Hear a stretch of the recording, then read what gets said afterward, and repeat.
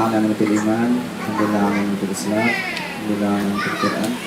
Allahumma lakal hamdu anta nurus samawati wal ard, wa lakal hamdu anta qayyumus samawati wal ard, antal haq wa wa'adukal haq wa jannatuka haq ya rabbal alamin.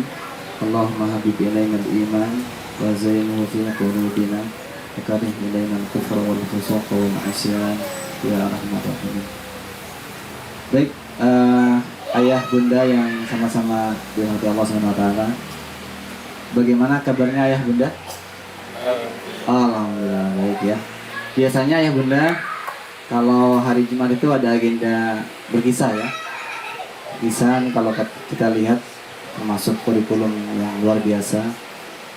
Yang kalau kita lihat sepertiga dari Quran dan kisah ya ayah bunda. Ini metode yang sangat baik ketika kita dalam mendidik seperti itu. Dan sebelum berkisah biasanya saya menyemangati anak-anak dengan brigade gitu. Bergantian biasanya brigade. Kemarin ada pernah Bang Faiz ya. Hampir semua pernah ya, Ustaz ya? Semuanya dong. Tahmid, Bang Fakih, Bang Atif, yang Iwan ya. Juga yang lainnya. Dunia ya bunda juga perlu mengenal ya brigade Kota Al-Fatih. Biar semangat ya bunda ya. Biasanya gini ya bunda ya, jadi kayak saya semangati anak-anak, brigade Kutab Al-Fatih, brigade Kutab Al-Fatih gitu ya. Brig gade Kutab Al-Fatih Fatih Al-Fatih, takbir ada takbirnya. Allahu Akbar, seperti itu ya bunda. Jadi teringat perkataan seorang ulama bahwa pendidikan itu dia menghasilkan dua hal ya, kebaikan dan kebahagiaan. Jadi memang di awal-awal ini ya bunda, bagaimana kita berusaha untuk menghadirkan kebaikan dan kebahagiaan itu kepada anak-anak ketika menuntut ilmu gitu. Jadi belum banyak materi-materi yang memang itu memberatkan mereka lah bahasanya seperti itu.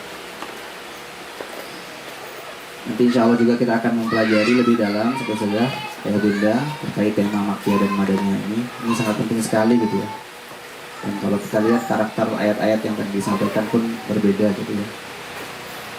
Maka insya Allah ini pun akan menjadi kurikulum ya ayah bunda dalam aktivitas pendidikan kita. Jadi pagi ada tamu ayah bunda, saya pun agak kaget ya, dikira OTS ya, dikira orang tua santri gitu ya, dikira ayah bunda semua. Masya Allah pagi-pagi sudah datang ya. Jadi memang kami lebih awal datangnya, panitia lebih awal menyiapkan tempat dan sebagainya. Ada datang tadi namanya Pak Dandung ya. Pak Dandung ini tinggalnya di daerah Kuala Namu. Jadi beliau menyebutkan daerahnya, saya nggak hafal. Daerah apa katanya? Tanjung Merawah. Iya Tanjung Merawah katanya. Beliau tinggal di sana, tadi kesini sama keluarganya. Beliau baru pulang juga dari Depok, jadi beliau baru silaturahim ke Kutab Al-Fatih Pusat di Depok sana. Ternyata orang Medan ya. Beliau juga sempat ikut hadir ketika launching Kutab Al-Fatih Medan ini dan silaturahim ke sini. Masih ada chatnya katanya sama official tentang alamat ini. Alhamdulillah tidak dibawa jauh-jauh oleh Google Map gitu ya. Bisa tepat ke sini silaturahim dan ngobrol dengan saya ya bunda. Dengan saya dan beliau punya ada bangun sekolah juga ya bahasanya. Intinya ingin belajar gitu ya, belajar ke Kutab Al-Fatih dan ya banyak lah, ada beberapa hal dan ketika kami berbincang seperti itu. Dan memang beliau mendirikan sekolah tersebut karena mungkin buah dari kegundahan, kegelisahan tentang kondisi pendidikan saat ini gitu. Ya kurang lebih dari pembicaraan tadi, ya jangan sampai anak-anak itu seperti beliau belajar dulu katanya kan. Banyak pelajaran yang dipelajari tapi menguap begitu saja gitu. Karena ya tadi ya bunda, ya, semua itu ada ya, kita insya Allah kita akan pelajari lebih dalam nantinya agar kita nanti bisa maksimal. Ternyata setiap fase itu ada tahapan-tahapannya ya bunda. Ya, seperti kita menanam lah ya, itu juga ada tahapan-tahapannya kan yang prioritaskan terlebih dahulu apa gitu ya. Maka insya Allah di kajian bulanan ini kita akan memperdalam ya bunda Maka dari itu lagi-lagi kami mengingatkan ayah bunda, memang idealnya ayah bunda bukan ideal lagi, ini kewajiban dan komitmen kita ketika kajian bulan orang tua ini hadir kedua-duanya, tidak hanya ibunda saja atau ayahanda saja, tapi dua-duanya gitu ya, ayah dan bundanya. Agar kenapa? Agar tema yang telah kita pelajari bersama ayah bunda, kemarin juga Ustaz Sugi sudah menyampaikan visi pendidikan ya, visi generasi abad 21 ya, beliau menyampaikan tentang ayat-ayat yang Masya Allah ini menjadi renungan buat kita semua. Beliau menyampaikan surat At-Tahrim ayat 6 ya. A'udzubillahi minasyaitonir rajim. Ya ayyuhalladzina amanu qu anfusakum wa ahlikum nara. Maka kalau kita lihat ya ayyuhalladzina amanu itu enggak mufrad ya, tapi dia jamak. Kalau saya ambil dan tadaburi, ya untuk menghasilkan perbaikan ini kita butuh bareng-bareng ayah bunda, bersama-sama seperti itu.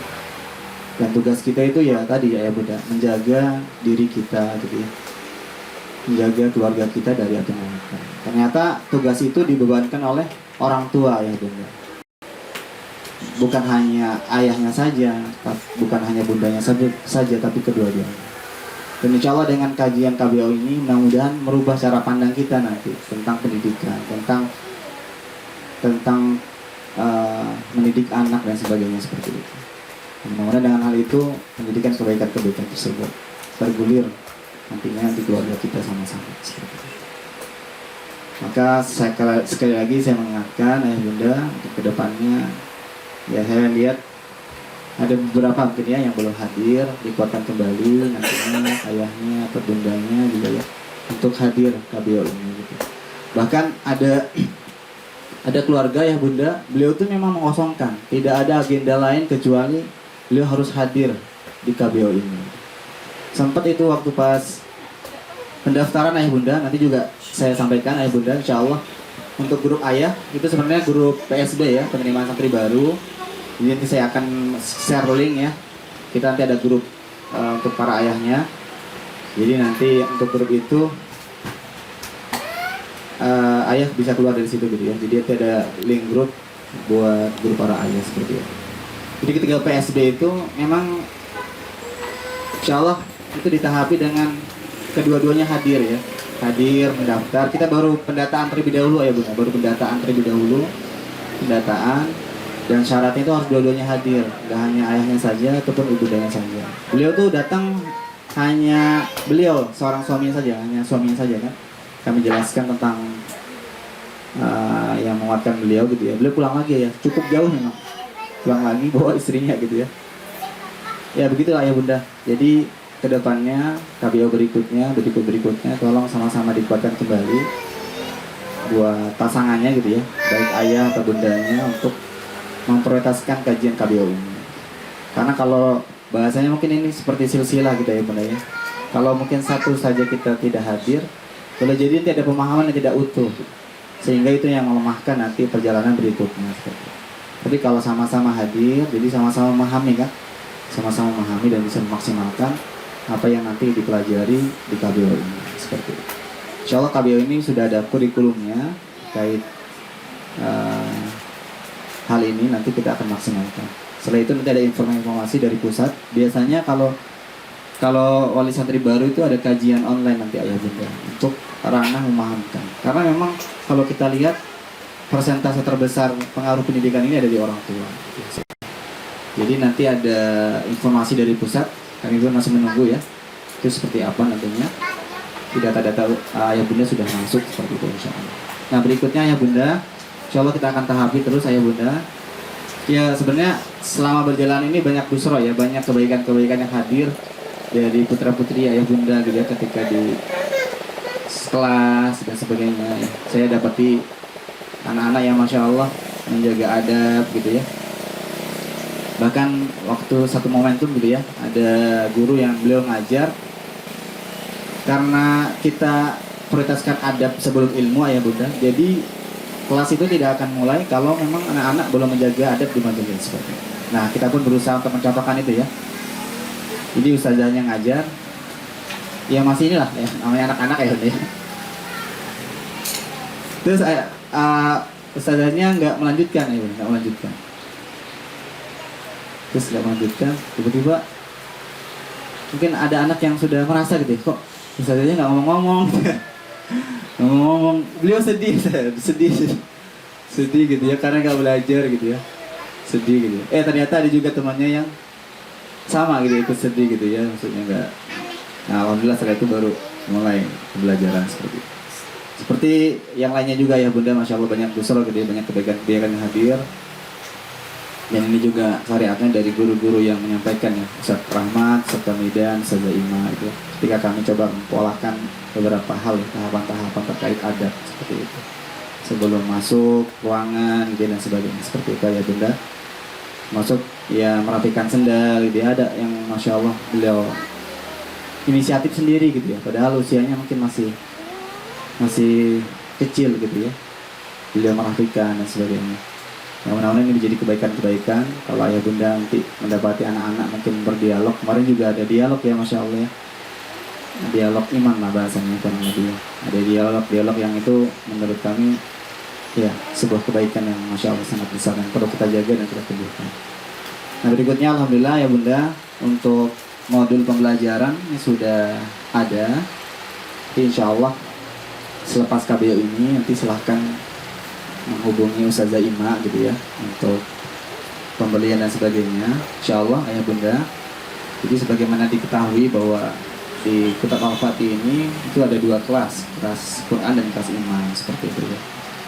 Jadi untuk kelas Quran ini menggunakan metode Baghdadiyah ya bunda. Ini pun sepertinya baru gitu kan, mungkin baru mendengar dan sebagainya seperti itu. Begitupun kami gitu ya, mungkin kalau kelahiran 80-90an pernah mengalami ini mungkin ya, ketika belajar pakai juz amma gitu ya, yang waktu itu kita polakan di eja gitu ya. Ini jadi sudah ada ya bunda. Kami pun belajar talaki oleh guru-guru kami itu sampai, dan ini juga termasuk direkomendasikan oleh Ustadz Budi. Jadi beliau tidak sembarangan ketika memilih sebuah panduan dan sebagainya, maksudnya sebuah modul. Ini namanya modul Baghdadiyah, di mana ini sudah diterapkan ketika dinasti Abbasiyah ya bunda, dan sampai sekarang ini belum diketahui siapa penulisnya. Jadi memang menandakan betapa penulisnya sangat menjaga keikhlasan gitu ya. Dan kita berharap ketika anak-anak belajar metode Baghdadiyah ini dapat keberkahan dari sang penulis tadi. Ini kan beda ya cara ini seperti itu ya bunda. Kami pun sudah mengajarkan kepada guru-guru, jadi kita maksimalkan. Ini metode Baghdadiyah, kurikulumnya sudah ada, targetannya juga sudah ada. Jadi anak-anak nanti yang belum bisa baca Quran, kita nanti polanya belajar Baghdadiyah ini seperti itu. Dan Masya Allah sejauh saya mengajar waktu itu, dengan izin Allah pastinya ya bunda, ketika anak-anak belajar metode Baghdadiyah ini baik gitu ya, sangat baik ketika hafalan dan sebagainya seperti itu ya bunda. Jadi kita tahapi yang belum bisa baca Quran nanti pakai ini metode Baghdadiyah. Dia dari awal mengenal huruf hijaiyah gitu ya, huruf asli terlebih dahulu, alif, ba, ta, sampai dengan iya ya, sa, jim seperti itu. Dan untuk pendampingnya itu ada modul latihan Baghdadiyah, NLB namanya ya. Jadi ini mendampingi modul Baghdadiyah ini. Jadi 1 jilid 2-nya di sekarang ini, kita nanti jilid 3 jilid 4-nya itu di kitab awal 3 nantinya. Kita masih kitab awal ya, seperti itu ya bunda. Termasuk ini modul alam ayah bunda sudah ada juga. Ini pegangan sekali lagi yang saya ingatkan. Jadi salah satu referensi ya ketika kita mengajarkan kelas iman, di mana kita memang di awal ini fokus pada penggemburan iman ayah bunda, mengenalkan Allah dengan ciptaannya, dengan ayat-ayat yang terlihat sehari-hari mereka seperti itu, dan banyak ayat-ayat makiyah nanti juga kita akan membahas lebih dalam oleh guru kita. Ya, banyak ya. A'udzubillahi minasyaitonirrajim. Afala yanzuruna ilal ibili kaifa khuliqat wa ilas samaa'i kaifa rufi'at wa ilal jibali kaifa nusibat wa ilal ardi kaifa sutihat. Jadi ini pegangan sekali lagi ya bunda untuk para guru dan orang tua. Jadi bukan buat anak ya, karena nih sifatnya keilmuan bahasanya, perlu turunkan dengan bahasa anak-anak. Maka sebelum mengajar, Masya Allah, kita kalau mungkin di luar ada RPP bahasanya, kalau kita RKK bahasanya. Nanti itu pun akan dituangkan saat BBO nanti ya, belajar bersama orang tua. Itu didampingi langsung oleh guru kita Ustaz Sugi. Jadi kita bahasakan kepada bahasa anak-anak. Selain konten, nanti pun ada ranah metode ya, bagaimana ayat-ayat ini bahasanya sampai kepada anak-anak tersebut. Jadi ketika kita bahas tentang gunung misalnya, atau kita bahas tentang langit, jadi bukan saja keilmuan saja ya Bunda, tapi Masya Allah menghadirkan rasa ya bahasanya, bahwa Masya Allah Allah Maha Kuasa menciptakan langit. Kalau kita lihat tanpa cacat, betapa luar biasanya, bisa tinggi dan sebagainya ya, tanpa tiang disanggahnya dan sebagainya gitu ya. Ya poinnya, tujuan besarnya agar hadir dalam diri mereka mengenal siapa yang menciptakannya. Ketika dia mengenal, maka nanti akan mengenal banyak kasih sayang Allah yang Allah hadirkan dari ciptaan itu kepada kita. Ketika sudah tumbuh rasa cinta itu, insya Allah ya Bunda, gembur gitu kan dalam hatinya, keimanan yang kokoh. Nanti ketika bab berikutnya syariat-syariat itu hadir, maka insya Allah bukan beban yang nantinya dijalankan, tapi sebuah kenikmatan ya Bunda. Sudah ada termasuk modul baca dan tulisnya ya Bunda. Nanti mungkin silakan ketika nanti selesai KBO boleh menghubungi Ustaz Imam ya. Barakallahu fiik. Mungkin itu sedikit saja ya Bunda penyampaian dari kami, semoga bermanfaat. Maka luruskan niat kembali, kita coba maksimalkan niat kita, insya Allah kita akan mendengar sajian ilmu yang Allah berikan nantinya lewat guru kita Ustaz Sugi. Semoga ini menjadi kebaikan-kebaikan berikutnya seperti itu insya Allah. Barakallahu fiik. Seperti tadi yang disimpulkan, untuk KBO berikutnya silakan dikuatkan pasangannya, mungkin ya hadir ayah bunda hadir dan kembali ayahnya bundanya, usahakan ya ini jadi prioritas sebenarnya ya, jadi prioritas. Maka insya Allah mudah-mudahan dengan perjuangan ayah bunda Allah berikan kebaikan itu nanti. Seperti itu ayah bunda. Itu mungkin yang kedua, nanti grup yang bapak-bapaknya ya, nanti akan ada link buat grup yang lain, nanti dari situ bisa ya para ayah keluar dari grup tersebut. Nantinya kita fokus ke yang karena nanti itu fokus untuk grup PSD penerimaan pribadi. Kurang mungkin cukup dari kami, yang maaf sekali lagi. Terima kasih banyak. Assalamualaikum warahmatullahi wabarakatuh. Auzubillahi minasyaitonir rajim. Bismillahirrahmanirrahim. Alhamdulillahilladzi bi ni'matihi tatimmus shalihat. Wassalatu wassalamu ala sayyidina Muhammadin sayyidis sadat wa ala alihi wa ashabihi an-nujumul nayar. Allahumma anfa'na bima 'allamtana wa 'allimna ma yanfa'una wa zidna 'ilma. Subhanaka la 'ilma lana illa ma 'allamtana innaka antal 'alimul hakim. Rabbi shrah li sadri wa yassir li amri wa hlul 'uqdatam min lisani yafqahu qawli, amma ba'd. Assalamualaikum warahmatullahi wabarakatuh. Alhamdulillah, segala puji bagi Allah atas karunia rahmat nikmat yang Allah curahkan kepada kita semua di pagi yang penuh berkah ini, di tempat yang penuh berkah ini. Allah Subhanahu wa taala kembali kumpulkan kita dalam suasana yang sejuk, suasana yang alhamdulillah senang sekali kita bisa berkumpul di sini. Oleh karena itu senantiasa kita coba upgrade rasa syukur kita kepada Allah Subhanahu wa taala. Kita upayakan bagaimana pada kesempatan yang sebelumnya kita coba membahas terkait tentang pola syukur kepada Allah Subhanahu wa taala. Kita sampaikan bahwa syukur bukan sekedar apa yang kita terima, tapi kita syukur kepada Allah Subhanahu wa taala, berterima kasih kepada Allah terhadap apa yang tidak Allah cabut atau ambil dari kita merupakan hal yang wajib kita syukuri. Nah, karena itu syukur kepada Allah Subhanahu wa taala terhadap nikmat yang banyak ini senantiasa kita ucapkan dengan ucapan yang mungkin paling mudah, yaitu ucapan alhamdulillah. Terima kasih ya Allah atas nikmat yang Kau berikan. Kemudian kita berada di tempat yang penuh berkah. Karena itu kita mohon kepada Allah Subhanahu wa taala untuk memberikan kebaikan. Karena ketika tempat itu memiliki keberkahan, maka akan memberikan dampak yang sangat banyak kepada kita. Sama halnya ada sebuah tempat yang memiliki keburukan, tidak memiliki keberkahan, itu akan berpengaruh besar juga kepada orang atau masyarakat sekitar. Dalam hal ini, saya pernah teringat sebuah kisah dari Al-Imam Syafi'i. Ketika beliau ingin menuju ke rumah gurunya, Imam Waqi', dan ini mungkin terkenal sekali. Dalam pembahasan terkait tentang menyucikan diri bagi orang-orang yang berbuat maksiat, atau menyucikan diri bagi para pencari ilmu penting. Ketika itu Imam Syafi'i datang menuju ke rumah gurunya Imam Waqi'. Dan di perjalanan beliau melewati sebuah pasar. Nah, karena itu kalau kita lihat katakan pasar, dalam sebuah hadis Nabi Sallallahu Alaihi Wasallam, pasar merupakan tempat yang paling dibenci. Artinya apa? Di sana banyak keburukan-keburukan. Ada perdagangan, mohon maaf, kemudian ada wanita-wanita yang tidak memakai jilbab, membuka auratnya. Kita di pasar itu banyak hal-hal yang transaksi mungkin tidak semuanya benar, penipuan dan yang lainnya. Oleh karena itu tempat yang paling buruk dikatakan Nabi Sallallahu Alaihi Wasallam adalah pasar. Dan kalau kita lihat sebenarnya penggunaan kata pasar di sini oleh Nabi Sallallahu Alaihi Wasallam bukan sekedar pasar yang bersifat jual beli saja, tidak. Tapi di mana di sana ada hal-hal yang melalaikan manusia, itu dikatakan pasar juga. Maka ada yang memperluas dikatakan, mohon maaf, pasar malam itu Pak ya. Pasar malam kan banyak tempat hiburan di sana. Anak-anak mungkin mereka senang, tapi di satu hal ini merupakan tempat yang melalaikan.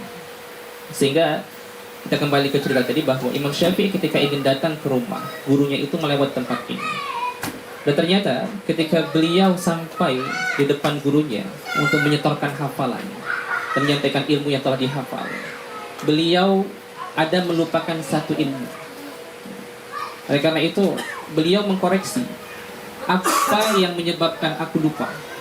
Karena pada dasarnya beliau biasanya tidak ya dikatakan termasuk santri atau siswa yang cerdas, sehingga beliau senantiasa lancar untuk menyetorkan hafalan itu. Ternyata ketika beliau muhasabah dan ditanya oleh gurunya, beliau melewati sebuah tempat yang mungkin keberkahan itu tidak banyak di sana. Apa itu? Pasar. Oleh karena itu ketika beliau besok harinya pergi ke rumah gurunya melewati jalan yang berbeda, itu maka ternyata berbeda. Intinya apa di sini bahwa ternyata tempat-tempat yang penuh berkah itu juga memberikan dampak kebaikan bagi orang-orang sekitar. Sama juga tempat-tempat yang buruk itu memiliki dampak yang buruk bagi orang sekitar. Sehingga di sini bahwa kita berada tempat yang berkah, senantiasa banyak berdoa kepada Allah Subhanahu wa taala, karena tempat yang penuh berkah itu Allah berikan mustajab atau istijabah. Seperti halnya mungkin kita meyakini dalam Islam tempat-tempat yang berada di Raudhah, yang berada di Makkah, di Madinah sana, itu merupakan tempat-tempat yang baik untuk kita berdoa. Oleh karena itu sekali lagi bahwa ketika kita berada tempat-tempat yang berkah ini, senantiasa banyakin doa kepada Allah Subhanahu wa taala dalam hati kita, ya Allah dan yang lain. Nah, oleh karena itu doa untuk siapa? Untuk keluarga kita, untuk diri kita, untuk harta kita, untuk usia kita, agar Allah berikan keberkahan. Dan mudah-mudahan sama juga doakan para guru-guru anak-anak kita, Ustaz Jufri, Ustaz Rahmat, Ustaz Kamidan, Ustaz Ima. Allah berikan keberkahan, Allah berikan kesehatan kepada mereka. Kenapa? Kalau mereka sehat, maka insya Allah anak-anak kita itu akan bisa belajar. Dari mereka itu insya Allah anak-anak kita itu akan bisa melihat yang baik. Dan dari mereka juga anak-anak kita insya Allah akan melihat hal yang buruk. Karena itu doa sama kita. Saya mendoakan Bapak Ibu semuanya, dan semua kita insya Allah saling mendoakan. Karena doa itu adalah apa? Senjata orang beriman. Senjatanya orang-orang mukmin adalah doa. Perbanyak doa. Hal-hal mungkin yang kita katakan mustahil tidak terjadi, tapi dengan keajaiban doa itu bisa terjadi. Oleh karena itu jangan pernah berhenti berharap kepada Allah Subhanahu wa taala dengan doa. Baik, Allahumma shalli wa sallim wa barik ala sayyidina Muhammad wa ala alihi wa ashabihi ajma'in. Salawat dan salam kepada Nabi besar Muhammad sallallahu alaihi wasallam. Allahumma shalli wa sallim wa barik alaihi. Yang kami muliakan beberapa Allah Subhanahu wa taala, guru-guru, para asatizah yang hadir pada pagi hari ini. Ini merupakan pertemuan kedua kita, dan mungkin jaraknya sangat berdekatan sekali. Karena sebenarnya seyogyanya pertemuan pertama perdana itu dilaksanakan di akhir bulan, dan insya Allah pertemuan pertama atau pertemuan kajian bulanan insya Allah nanti rutinnya akan dilaksanakan di awal bulan. Sehingga antara pertemuan pertama dengan kedua ini sangat dekat, dan insya Allah untuk kajian bulanan ketiga nanti insya Allah akan dilaksanakan di akhir bulan. Ala kulli hal, ketika kita mengaji, mungkin teman-teman atau bapak-bapak, ibu-ibu, ayah bunda yang senantiasa mengaji, insya Allah itu ketika duduk dalam sebuah majelis itu sangat nikmat sekali. Sehingga di antara hal-hal yang memuaskan hati kita itu adalah ngaji gitu. Sehingga para ulama-ulama dulu mereka itu senantiasa mengaji itu merupakan obat, termasuk obat apa? Obat untuk sebagai motivasi diri. Maka dalam syair yang mungkin pernah kita dengarkan, obat hati ada berapa Bapak Ibu?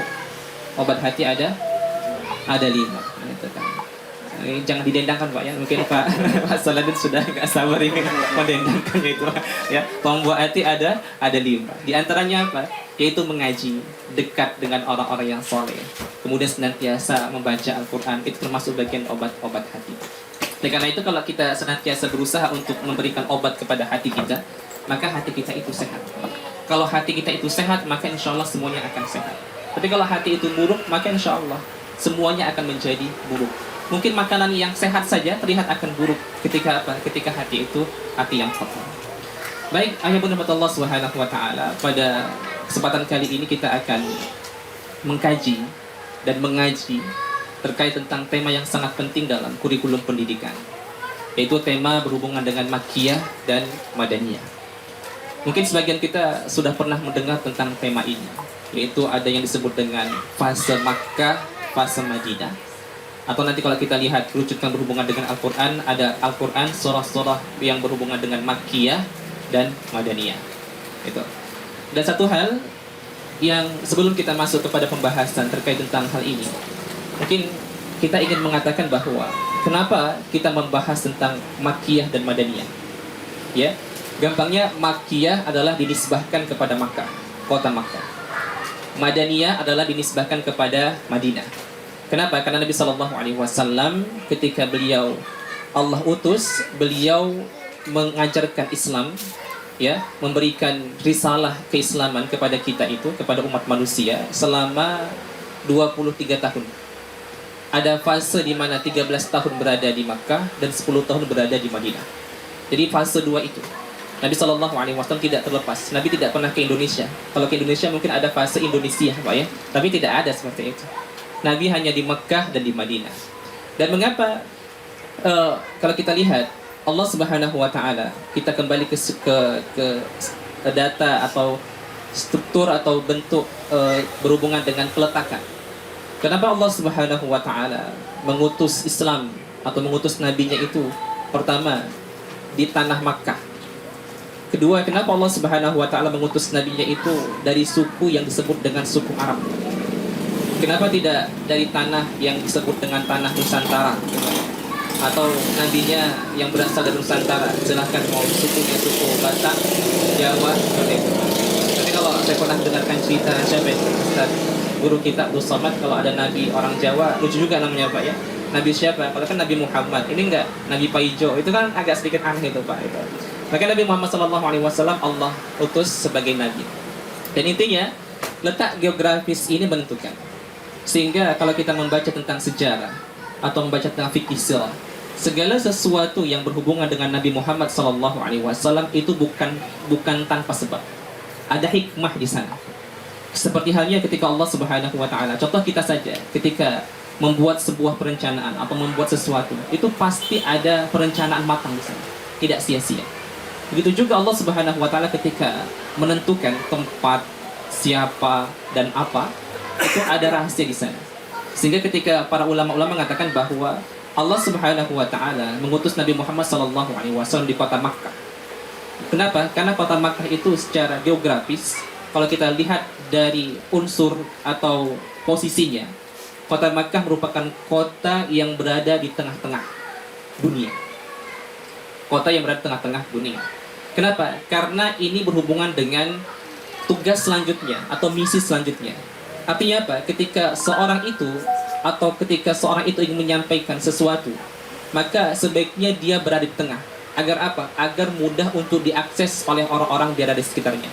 Contoh sekarang, mohon maaf pemerintah Allah. Ketika saya menyampaikan materi ini atau kajian ini, maka posisi saya berada di depan dan tengah-tengah. Coba kalau posisinya berada di ujung sana, kira-kira. Nah, Pak Indra tidak bisa lihat seperti itu. Ustaz Jumri tidak bisa lihat. Maka ketika Allah Subhanahu wa taala ingin mengutus Nabi Muhammad SAW, maka tempat itu juga merupakan hal yang sangat penting. Allah utus di mana? Di Makkah, agar mudah untuk kemana-mana.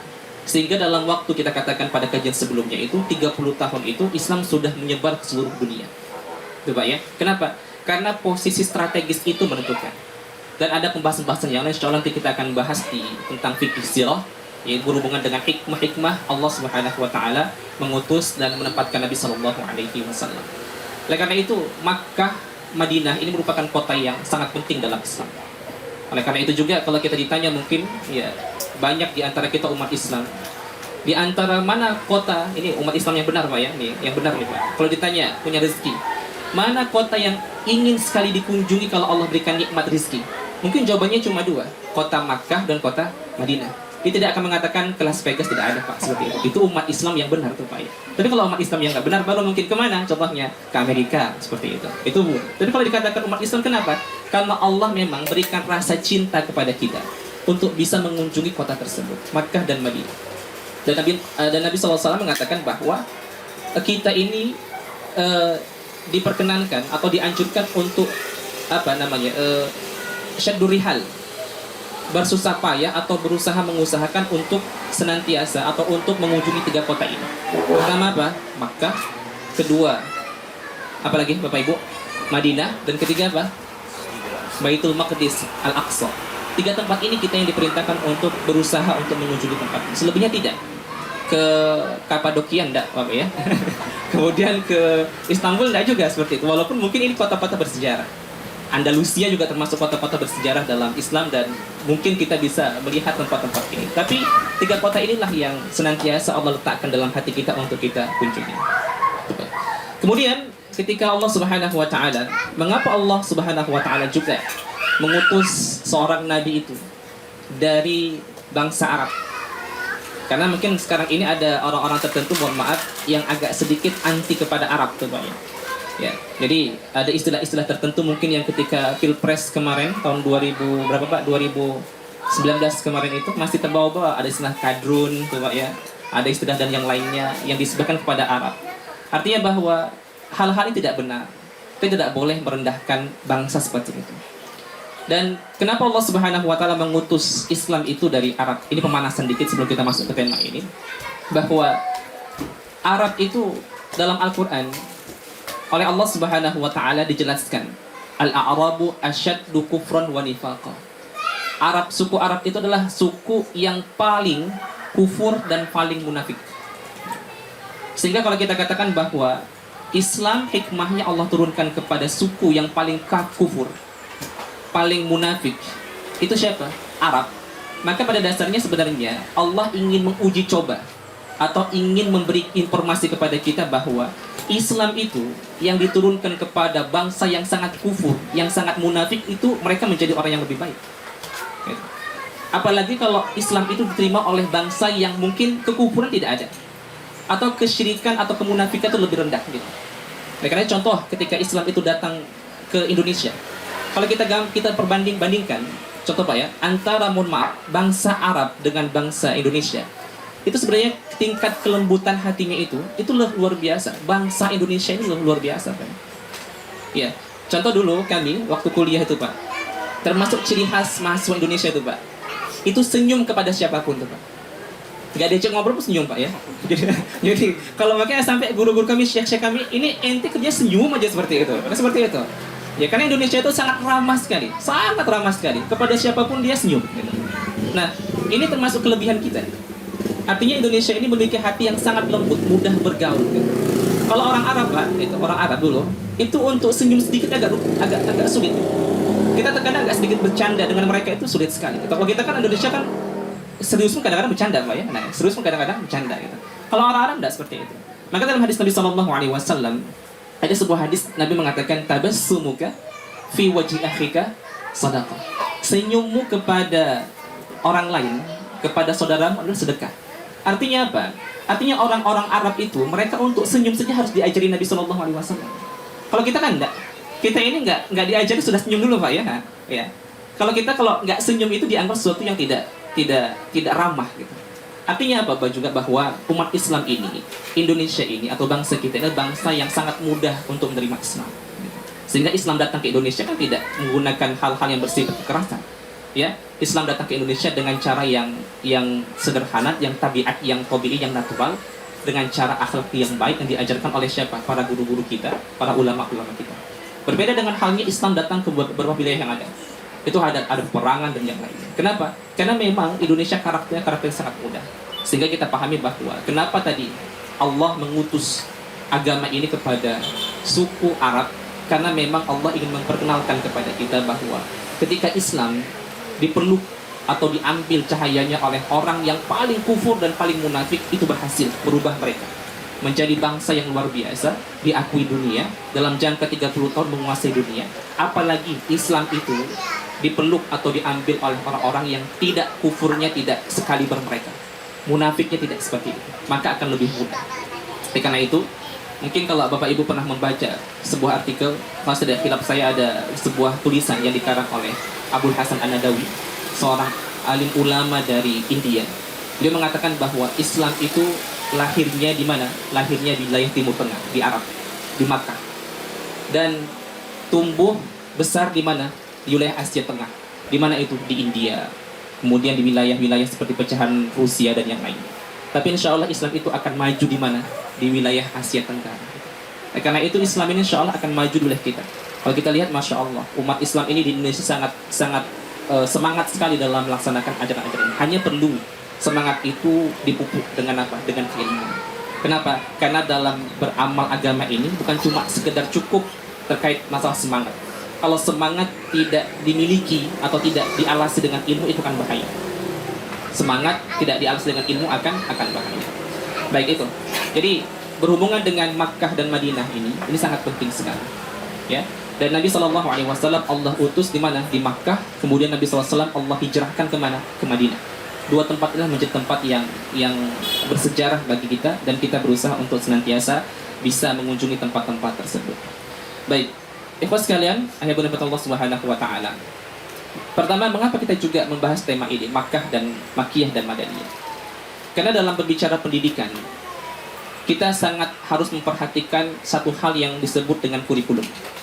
Kita katakan bahwa dalam kajian yang pertama bahwa kurikulum yang kita gunakan dalam Islam ini, pendidikan dalam Islam, kurikulum yaitu kurikulum Al-Quran. Kita hanya memiliki kurikulum satu, yaitu kurikulum Al-Quran yang dijabarkan oleh Nabi Muhammad SAW melalui hadis. Sehingga kita katakan bahwa kurikulum kita adalah kurikulum Al-Quran dan hadis. Oleh karena itu kalau kita lihat juga bahwa bagaimana kita bisa merefleksikan atau mempraktekkan Al-Quran itu. Al-Quran terdiri dari banyak ayat, ya, kemudian banyak surah. Bagaimana kita bisa meresapi itu sehingga kita bisa turunkan menjadi kurikulum. Oleh karena itu ada bahasan di kalangan para ulama, ada pembahasan bagaimana kita membaca tentang struktur atau urutan Nabi SAW dahulu ketika mengajari atau menyampaikan risalah kepada para sahabat. Oleh karena itu muncul di sini ada pembahasan disebut dengan Makkiyah dan Madaniyah. Sehingga pembahasan tentang urutan dalam Islam sangat penting sekali, Pak. Jadi jangan sembarangan. Apa yang pertama kali harus kita perhatikan? Apa yang pertama kali harus kita laksanakan untuk melaksanakan pendidikan ini? Bukan cuma sekedar mengajari kepada anak-anak kita semangat, tidak seperti itu. Kita harus memiliki urutan-urutan. Dan urutan ini kita ambil inspirasi dari mana? Inspirasi dari Al-Quran Al-Karim. Sehingga kalau kita harus membaca atau membahas tentang Makkiyah dan Madaniyah, kita harus tahu juga terkait tentang kitab suci kita, Al-Quran. Makanya ini mungkin sebelum kita mulai juga bahasan yang ini, ada beberapa hal yang perlu kita dudukkan Bapak Ibu. Sejauh mana pengetahuan atau pengayaan informasi ilmu dalam diri kita berhubungan dengan Al-Quran Bapak Ibu. Ya, sejauh mana itu? Oke, kalau kita lihat contohnya Al-Quran, ini mungkin tes-tes dikit Pak ya. Ini silahkan kelompok A, kelompok B, kelompok C nanti insya Allah ya. Baik, kalau kita tanya mungkin apa arti Al-Quran Bapak Ibu? Apa arti Al-Quran? Yang di pojokan silahkan mungkin. Ya, apa arti Al-Quran Bapak Ibu? Al-Quran, atau silahkan Kofren, Ustaz Jufri mungkin bisa bantu silahkan. Baik, Al-Quran terambil dari sebuah kata qara'a. Qara'a, apa arti qara'a artinya? Qara'a artinya membaca. Dan ini pernah kita singgung juga pada pembahasan sebelumnya, adalah bahwa dalam hal membaca Quran ada 3 kata yang senantiasa disematkan. Ada qiraah, arti membaca, ada tala, tilawah, juga membaca, dan ada sebut dengan tadabbur, sama juga arti membaca. Tapi cara membaca ini berbeda-beda, ya. Yang kenapa Al-Quran Allah sebut dengan istilah qiraah, Quran, karena memang di situ menghimpun. Arti dasar qiraah itu, qiraah artinya menghimpun, mengumpulkan, menggabungkan. Segala sesuatu itu ada dalam Al-Quran. Jadi Al-Quran menghimpun segala banyak macam hal. Segala banyak macam hal ada dalam Al-Quran. Sehingga kalau kita baca qiraah artinya menghimpun, menggabungkan, mengumpulkan. Ketika kita sebut Quran, itu disebut dengan masdar.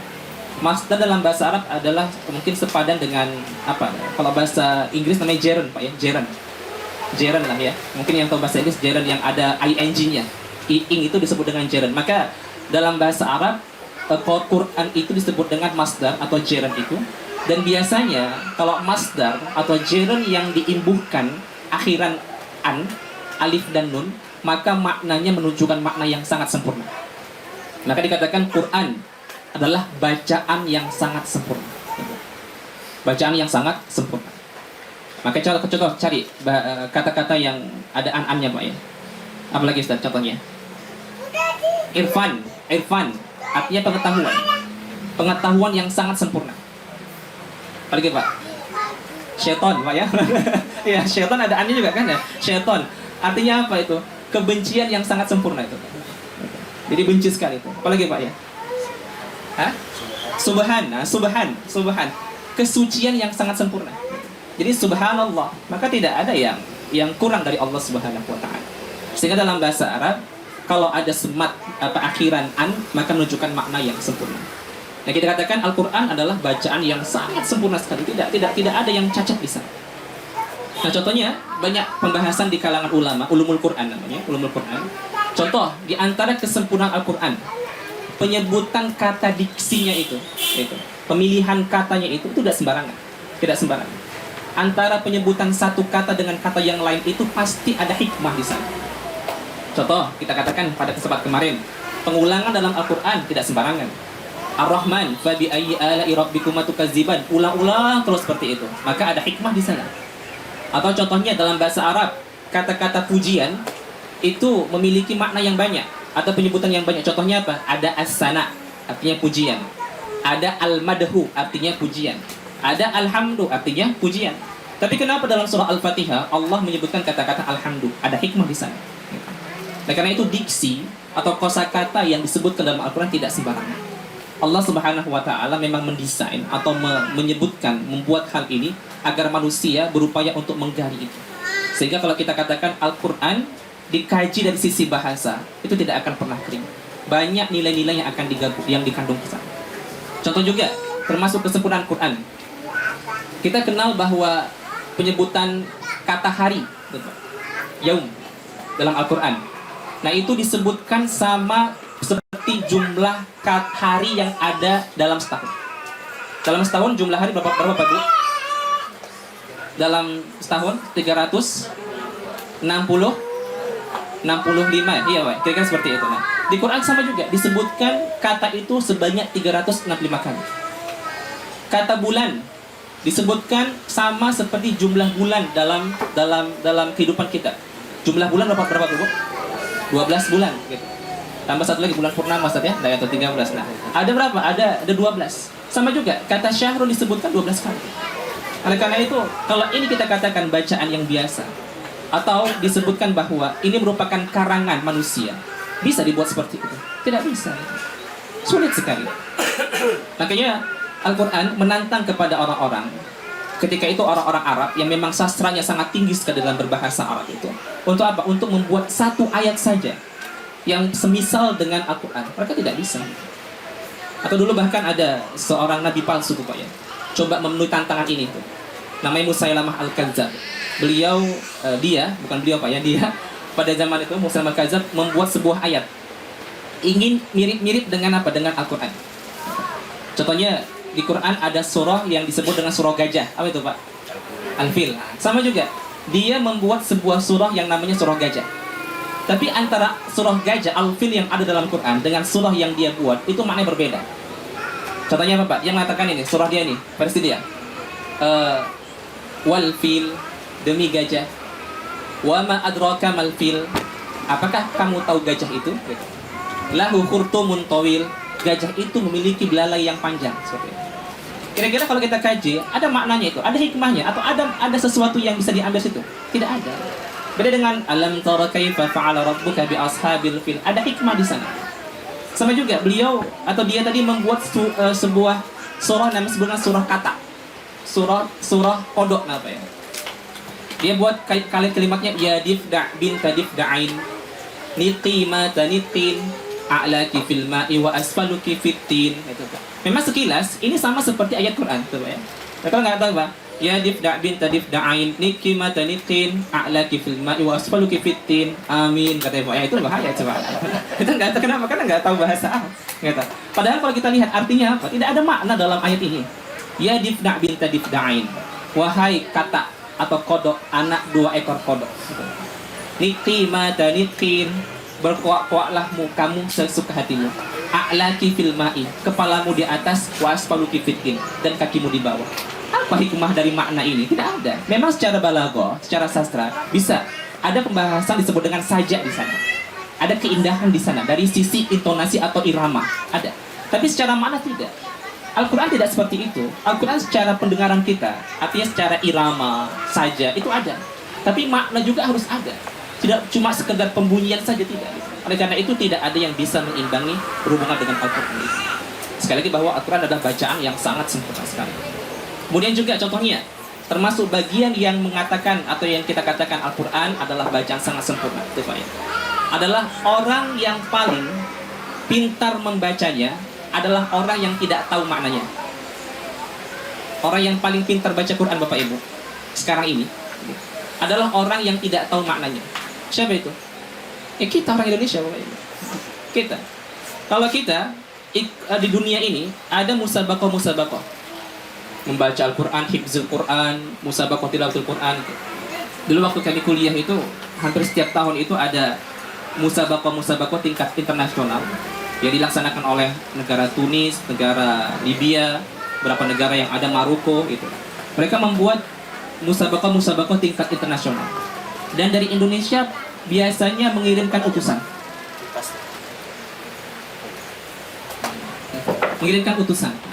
Ternyata ketika Indonesia mengirimkan utusan, kira-kira kalau Bapak Ibu mungkin Indonesia itu ikut dalam musabakoh ini dapat juara berapa Bapak Ibu? Juara 1 itu makanya. Indonesia Masya Allah. Yang kemarin mungkin sudah viral tuh kan, ada musabakoh di Turki itu. Indonesia jadi siapa itu? Ustadz siapa itu? Ustadz Samsuri ya, itu juara 1 seperti itu. Kalau ditanya tentang Ustadz, mohon maaf, tadi yang dibaca apa maknanya? Beliau tidak tahu seperti itu. Maka di antara bacaan yang sangat sempurna sekali adalah orang yang paling pintar membaca Quran adalah orang yang tidak tahu maknanya. Dan kalau ditanya Bapak Ibu contohnya, termasuk bacaan yang sangat sempurna. Bapak Ibu mau diminta untuk membaca sebuah buku yang tidak tahu maknanya? Bapak Ibu mau diminta untuk baca buku bahasa Inggris, ya, atau bahasa Korea, atau bahasa Thailand Bapak Ibu ya, itu kira-kira tidak tahu maknanya, mau enggak Bapak Ibu? Enggak mau. Gitu. Tapi kalau Quran, kita mungkin tidak tahu maknanya. Tapi ketika diminta untuk baca Quran, mau enggak Bapak Ibu? Mau. Kenapa? Karena memang ada nilai di sana. Oleh karena itu, inilah termasuk bagian keindahan atau kemukjizatan Al-Quran, bahwa banyak hal yang dikaji dari manapun itu tidak akan pernah kering. Coba ya, nah itu. Jadi Al-Quran itu bacaan yang sangat sempurna sekali. Sehingga kalau kita lihat, nanti kita akan baca di sini bahwa bagaimana tanggung jawab kita kepada Quran ini. Di antara hal yang paling kita laksanakan, harus kita laksanakan adalah bagaimana mentilawahkan itu, senantiasa membaca Quran itu. Ya, jangan pernah mengatakan untuk apa saya membaca Quran, karena saya tidak paham maknanya. Untuk apa itu? Jangan sampai dalam hati kita itu terlintas seperti itu. Maka ketika kita baca Al-Quran, rasa syukur kita harus ada. Alhamdulillah, Allah berikan kita keinginan untuk baca Quran. Bisa jadi kalau kita tidak baca Quran, maka Allah berikan atau kita berada dalam kemaksiatan yang lain. Jadi Allah palingkan kita dari posisi atau keadaan yang tidak baik menjadi keadaan yang baik. Atau itu membaca Al-Quran, walaupun kita tidak paham maknanya. Contohnya mohon maaf, antara mukjizat Nabi Muhammad SAW Al-Quran dengan mukjizat Nabi Isa alaihissalam. Kira-kira Quran dengan mukjizat Nabi Isa alaihissalam, apa mukjizat Nabi Isa alaihissalam Bapak Ibu? Contohnya, mukjizat Nabi Isa alaihissalam adalah menghidupkan orang mati. Nah, kalau kita lihat contohnya, antara dua hal ini diletakkan di hadapan kita. Ada Nabi Isa contohnya, ada orang mati dihidupkan. Nabi Muhammad membaca Quran. Kira-kira saat sekarang ini, mana di antara dua hal itu yang kita kagumi Bapak Ibu contohnya? Nah, mungkin saat sekarang ini kita mengatakan bahwa kita lebih terkesima dengan siapa? Nabi Isa alaihissalam menghidupkan orang mati itu. Padahal kalau kita lihat sebenarnya mukjizat yang Allah berikan kepada Nabi-Nabi sebelum Nabi Muhammad SAW itu mukjizat yang bersifat fisik, yang Allah turunkan kepada orang-orang yang akalnya kurang.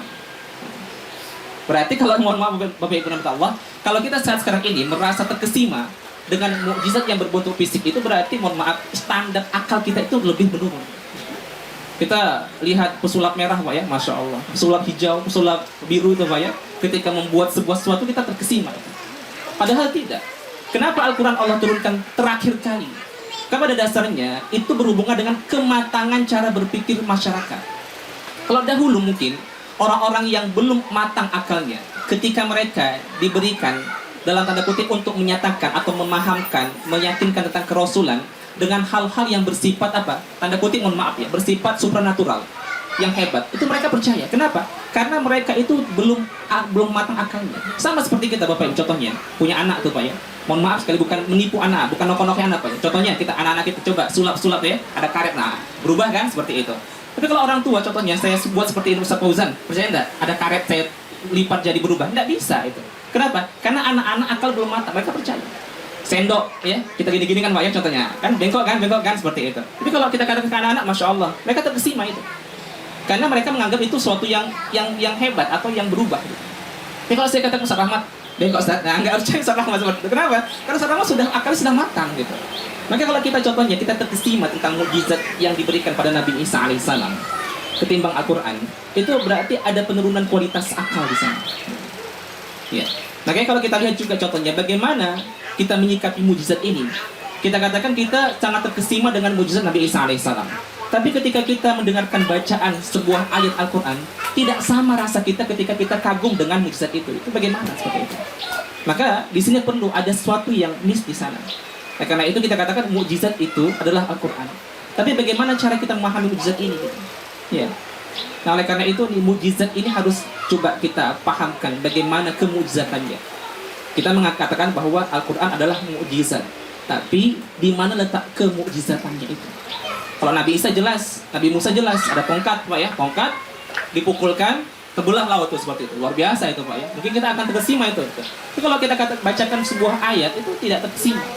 Padahal kalau kita lihat bagaimana mukjizat Nabi Muhammad SAW itu, alam semesta inilah perubahan yang ada ini atau yang bisa dibuat oleh manusia inilah merupakan mukjizat yang diambil dari Quran itu. Dan kita tidak terkesima dengan hal itu. Padahal mukjizat itu apa yang kita rasakan tiap hari. Bapak Ibu contohnya berhubungan dengan kesehatan kita, dengan organ tubuh kita ini. Ya, kita diminta untuk apa? Untuk merenungi diri kita. Dalam Al-Quran Allah mengatakan seperti itu.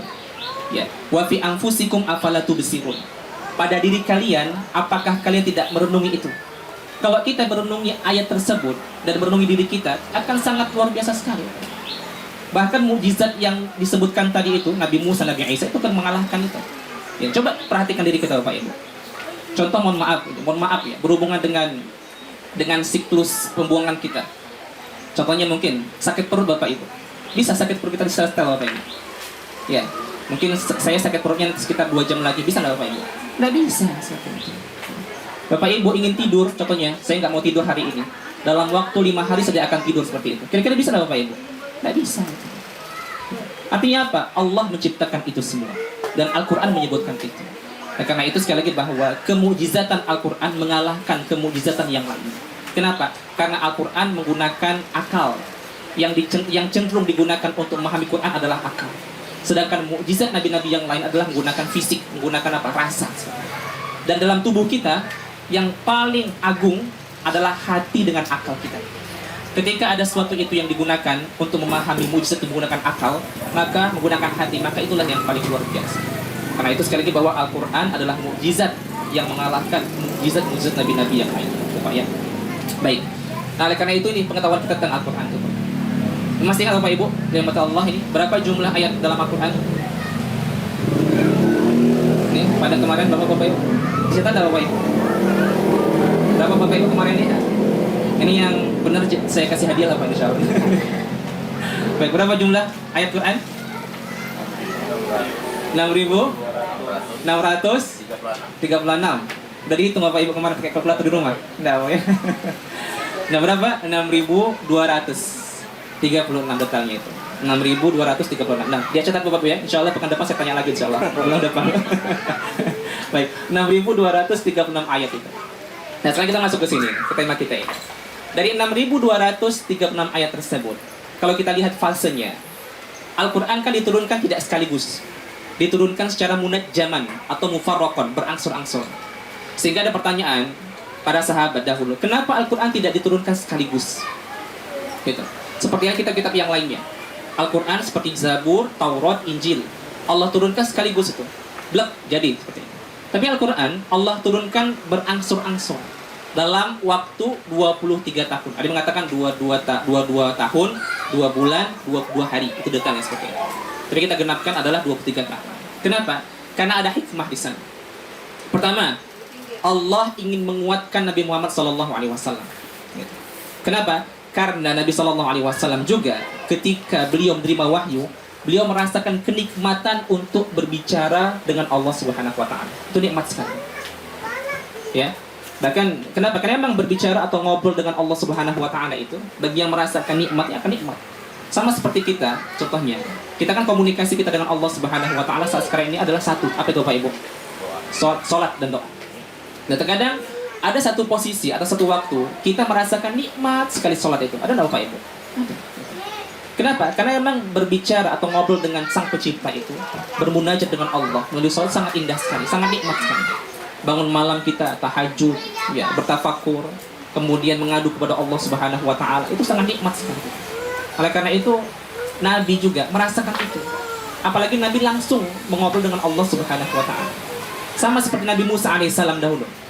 Nah, padahal Nabi Musa kalau kita lihat dalam sebuah ayat, saya lupa di surah apa itu. Nabi Musa alaihissalam ketika bertemu dengan Allah Subhanahu wa taala ditanya, "Ma biyaminika ya Musa?" Wahai Musa, apa yang berada di tangan kananmu itu? Gitu. Pertanyaan Allah Subhanahu wa taala Nabi Musa itu cuma satu. Apa yang ada di tangan kananmu wahai Musa? Tapi kalau kita lihat jawaban Nabi Musa bagaimana? Nah, hiya asaya. Ini tongkatku.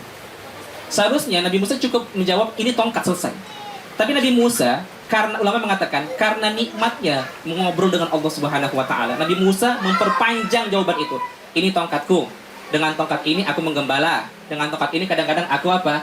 Berjalan. Dengan tongkat ini tongkat banyak seperti itu. Jadi jawabannya panjang seperti itu. Kenapa? Karena Nabi Musa sangat merasakan nikmat mengobrol atau berbicara dengan Allah Subhanahu wa taala.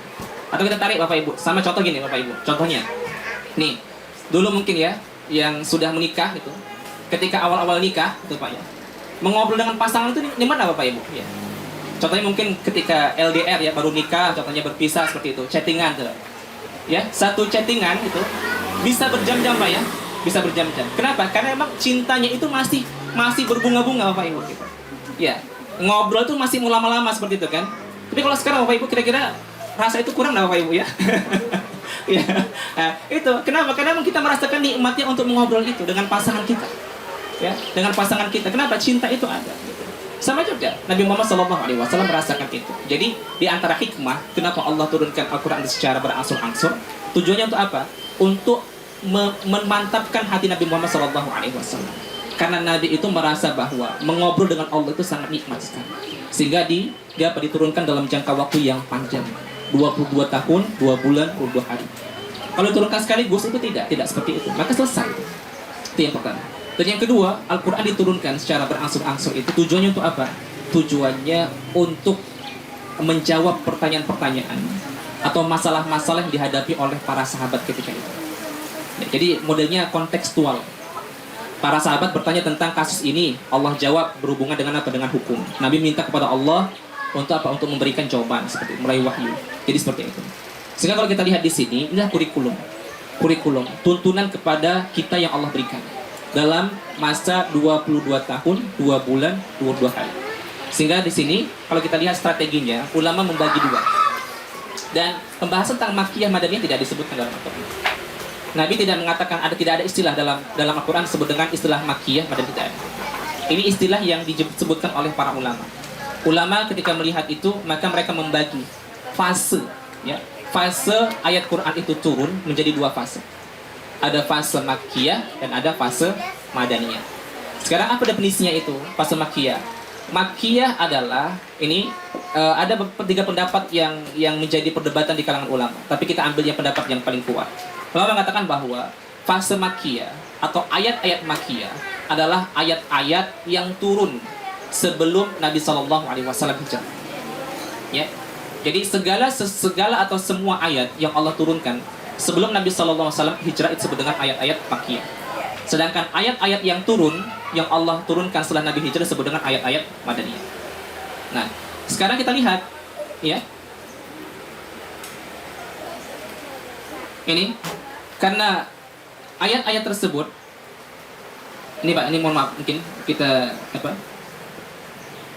kalau kita lihat dalam ayat-ayat tersebut, ketika Nabi SAW ingin membangun sebuah generasi. Jadi kan masyarakat ketika itu masyarakat yang jahiliyah. Ingin Nabi SAW rubah itu menjadi masyarakat yang mengenal Islam. Itu Pak ya. Maka bagaimana? Nabi SAW pada waktu itu atau dalam banyak konteks ayat atau hadis, Nabi mengibaratkan perubahan atau bentuk pendidikan itu seperti bangunan. Jadi kalau kita membuat atau berbicara masalah pendidikan Bapak Ibu, itu kita berbicara tentang bagaimana cara kita samakan bagaimana cara membangun. Mungkin Bapak Ibu yang arsitek, yang teknik sipil mungkin tahu bagaimana cara membangun itu. Seorang arsitek itu ketika dia sebelum membangun sebuah bangunan, maka sudah diukur semua. Sudah ditentukan bagaimana luas bangunan itu, bagaimana letaknya, bahan bangunan yang digunakan itu secara matang. Nah, kalau kita lihat di sini Nabi SAW ketika berbicara tentang pendidikan, ya, Nabi SAW menyamakan pendidikan itu dengan konsep membangun. Dan banyak hal, contohnya Nabi mengatakan juga al-mu'min lil mu'min kal bunyan. Ya. Orang beriman itu dengan orang beriman yang lainnya seperti apa? Seperti bangunan.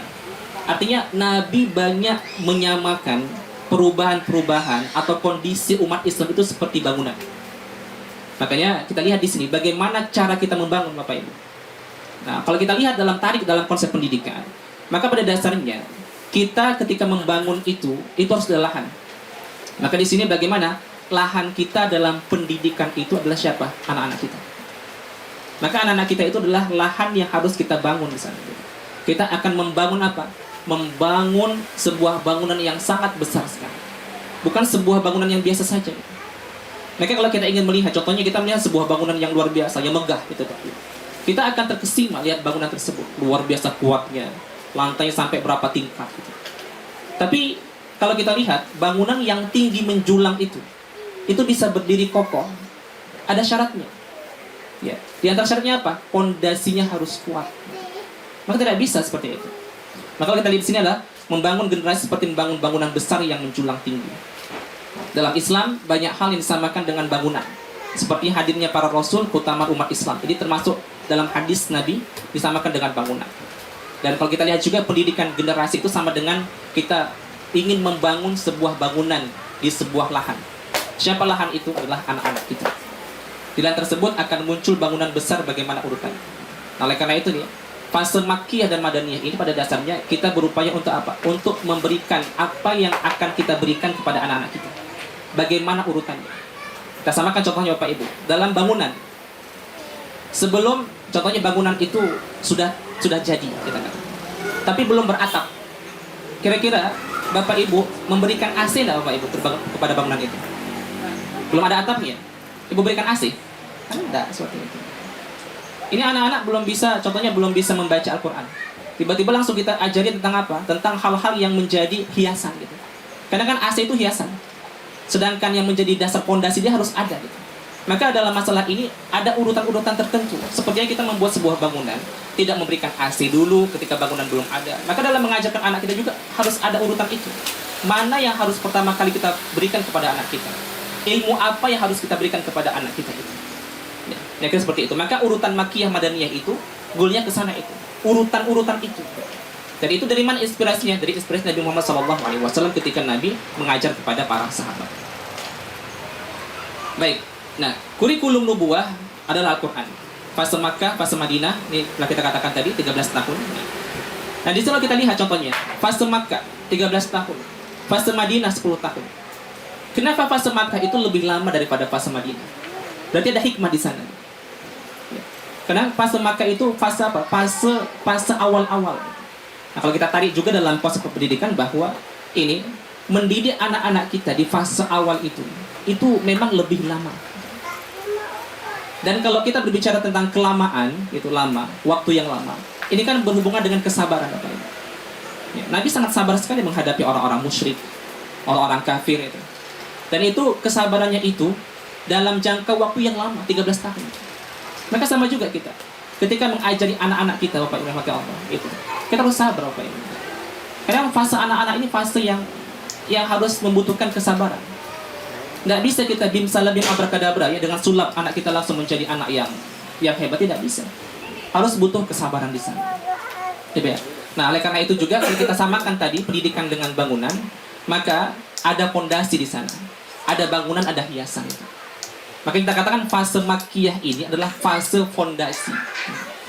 Dan di mana itu? Fase fondasi itulah fase di mana anak-anak kita berada sekarang. Sekarang kita lihat sekarang ini contohnya anak-anak kita yang kecil ini yang masih banyak fitrahnya, yang dekat dengan fitrah itu. Pada dasarnya kita berupaya untuk mendudukkan fase makkiyah pada diri mereka. Artinya kita memberikan fase-fase fondasi itu pada diri mereka. Bukan fase beban. Kenapa? Kalau kita lihat contohnya fondasi di bawah. Di atas fondasi itu ada bangunan. Berarti kan beban tuh Pak ya. Kenapa? Karena bangunan itu batu, kemudian banyak hal kaca itu dia membebani fondasi itu. Kemudian di atasnya ada hiasan-hiasan, itu juga beban gitu. Kalau lah contohnya dalam fase fondasi ini kita berikan beban, kira-kira anak-anak akan suka tidak Pak? Pak, contohnya fondasi tidak matang, fondasi tidak kuat, tiba-tiba kita berikan beban, maka mereka tidak akan kuat itu. Sama seperti hanya fondasi yang tidak kuat, ketika diberikan beban yang banyak, maka bisa jadi bangunan itu akan roboh. Sama juga ketika anak kita contohnya, ketika mereka fondasi berhubungan dengan keimanan, dengan dasar-dasar yang harus mereka kuasai, belum mantap, tiba-tiba diberikan beban seperti sholat. Sholat beban apa Pak Ibu? Beban itu. Maka dikatakan orang yang wajib sholat disebutkan orang mukallaf. Mukallaf itu apa artinya? Orang yang sudah dibebani. Kalau mereka contohnya anak yang umur 5 tahun gitu. Ya, kita sudah mempolakan beban yang sangat keras kepada mereka. Wajib sholat itu. Sebelum pondasi itu matang kepada mereka, maka itu akan apa? Akan hancur bisa jadi. Karena pondasi itu belum matang di sana.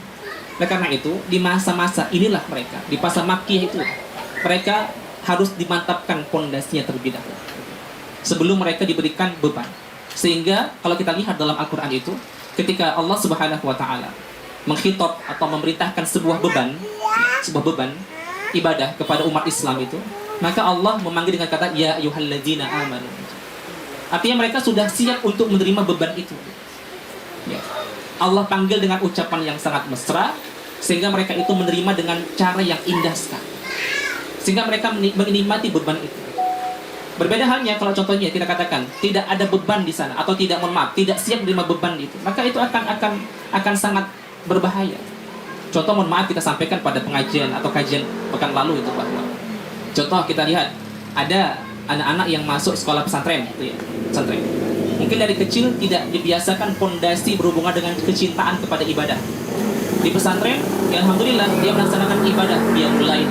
Ya.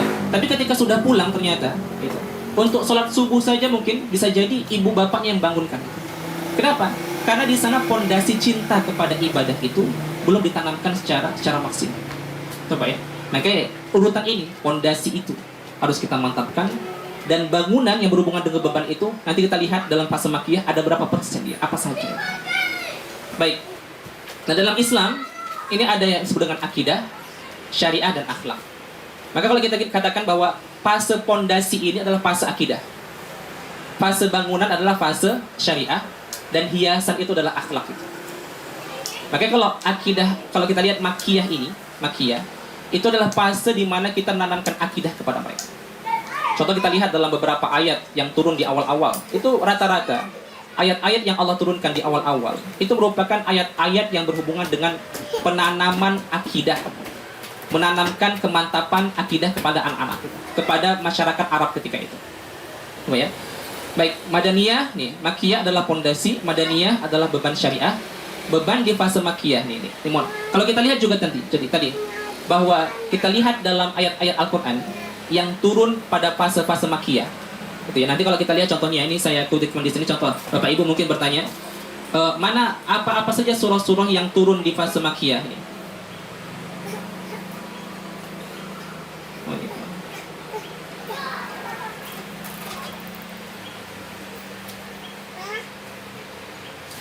It's gone.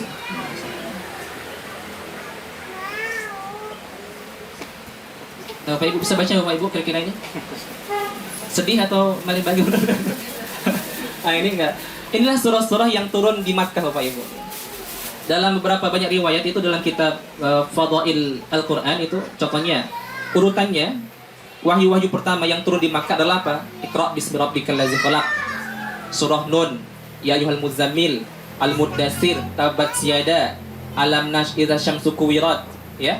Sabbih isma rabbikal a'la, terus sampai di bawah ini. Inilah ayat-ayat atau surah-surah yang Allah turunkan di mana? Di Makkah. Kalau kita lihat semuanya ayat-ayat ini itu posisinya atau kandungannya adalah penanaman pemantapan akidah kepada orang-orang yang berada pada waktu itu. Jadi sama juga kita tarik di sini tadi bahwa fase Makkiyah inilah fase di mana kita untuk memantapkan fondasi akidah kepada anak-anak kita. Kalau mereka sudah mantap akidahnya, maka untuk menerima beban tadi mereka tidak akan kesulitan lagi. Lanjut Pak ya.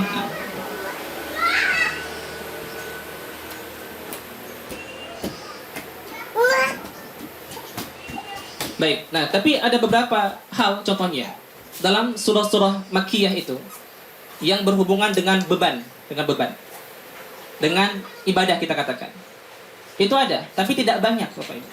Jadi surah-surah Makkiyah itu tidak turun ayat-ayatnya berhubungan dengan apa? Dengan jual beli, tidak. Dengan sumpah atau dengan berhubungan dengan hukum-hukuman had, kisos, tidak seperti itu. Nah, itu kan berhubungan dengan beban semua itu. Puasa, zakat itu berhubungan dengan apa? Dengan beban itu. Dengan ibadah. Kalau kita lihat juga dalam surah Makkiyah itu ada berapa surah atau ayat atau beban perintah ibadah, tapi tidak banyak. Persentase kecil. Contohnya apa? Salat wajib itu ada Bapak Ibu, tapi tidak banyak. Ya, qiyamul lail itu khusus pada Nabi sallallahu alaihi wasallam. Tilawah Al-Qur'an, infak dan sedekah. Ini beberapa hal yang Allah turunkan perintah ini di surah-surah Makkiyah. Nah, oleh karena itu ini perintah atau kita katakan bahwa penanaman karakter untuk melaksanakan salat wajib itu juga penting.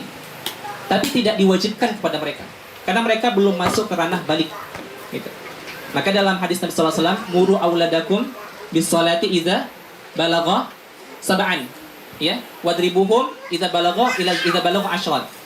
Perintahkan anak kalian untuk melaksanakan salat kalau mereka sudah sampai umur 7 tahun. Tapi pukullah mereka kalau mereka sudah umur 10 tahun tidak mau melaksanakan ibadah salat. Hanya di sini, ini kan penekanannya, apakah mereka sudah balik Bapak Ibu? Umur 10 tahun kira-kira, yang laki-laki? Belum. Tapi perintah untuk apa? Perintah untuk menekankan bagaimana kita mengajari mereka membiasakan ibadah sholat itu. Ya, ibadah apa? Sholat wajib, bukan sholat sunnah. Jadi kalau anak Bapak Ibu contohnya umur 10 tahun belum sholat tahajud itu tidak masalah seperti itu. Nah, karena kenapa? Karena itu merupakan ibadah sholat wajib. Baik, jadi sekali lagi bahwa fase Makkiyah ini adalah fase, kalau kita lihat ayat-ayatnya adalah fase di mana kita berupaya untuk apa? Untuk mendudukkan pondasi mereka. Itu urutan pertamanya. Baik, ini lanjut. Nah, ada berapa karakter surah Makkiyah contohnya? Kalau kita lihat surah-surah Makkiyah, karakter surahnya apa itu? Setiap surah yang terdapat ayat sajdah. Dalam surah Makkiyah ada beberapa ayat yang isinya berhubungan dengan surah sajdah. Contohnya, wasjud waqtarib. Kalau kita contoh atau kita ingin tahu kalkulasi bagaimana fase-fase atau urutan surah Makkiyah. Bapak Ibu contoh kalau kita lihat Quran 114 surah itu dari mulai surah Qaf itu Qaf sampai surah An-Nas. Itu rata-rata surah Makkiyah semua. Jumlahnya sangat banyak Bapak Ibu. Sangat banyak sekali. Silahkan mungkin buka di mushafnya itu surah Qaf sampai surah An-Nas. Itulah surah apa? Surah Makkiyah itu. Gitu. Nah kalau kita lihat di situ dari surah Qaf sampai surah An-Nas itu ayat-ayat sajadah itu kebanyakan pada surah-surah Makkiyah ini. Nah, kenapa? Berarti bisa kita ambil inspirasi di sana bahwa ketika Allah ingin menurunkan ini surah-surah Makkiyah ini dan banyak surah ayat-ayat sajadahnya, kita diperintahkan agar anak-anak itu untuk senantiasa tunduk sujud kepada Allah Subhanahu wa taala. Tanamkan karakter penghambaan ibadah di sana. Gitu. Itu yang pertama. Kedua, setiap surah yang terdapat kisah pada Nabi dan umat terdahulu. Mohon maaf. Di surah Makkiyah itu banyak kisah-kisah.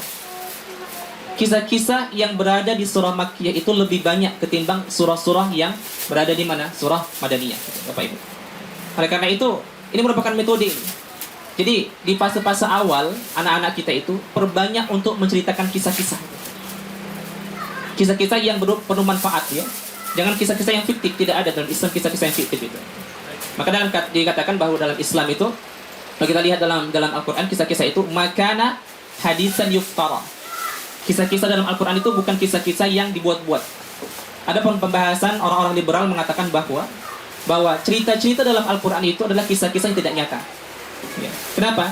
Karena mereka mengatakan yang penting adalah misi, inti dari cerita itu. Sedangkan orang-orangnya itu tidak mesti harus benar. Sehingga mereka mengatakan Qarun itu tidak ada.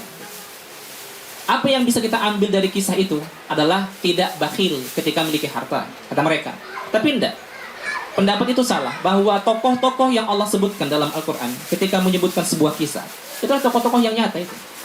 Oleh karena itu, ketika kita mengajarkan cerita, kisah kepada anak-anak kita itu, upayakan kita memberikan kisah yang nyata kepada mereka. Jangan berikan kisah-kisah yang tidak nyata Bapak Ibu. Contohnya apa? Spiderman itu Pak ya.